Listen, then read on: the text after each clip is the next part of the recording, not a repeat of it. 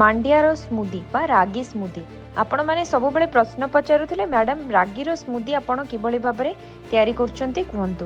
এই ଭିଡିଓଟିକୁ ସେଭ୍ କରିବେ ଏବଂ ସମସ୍ତଙ୍କ ସହିତ ସେୟାର କରିବେ।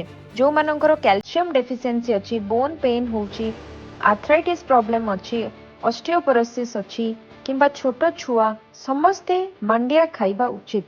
ମାଣ୍ଡିଆ ଗୋଟେ ସୁपर ଫୁଡ। ଭିଡିଓଟିରେ ଆମେ କହିଛୁ କିଭଳି ଭାବରେ ଆପଣ ମାଣ୍ଡିଆର ସ୍ମୁଦି ରାଗି ସ୍ମୁଦି ବନେଇବେ ଏବଂ ସମସ୍ତଙ୍କ ସହିତ ସେୟାର କରିବେ।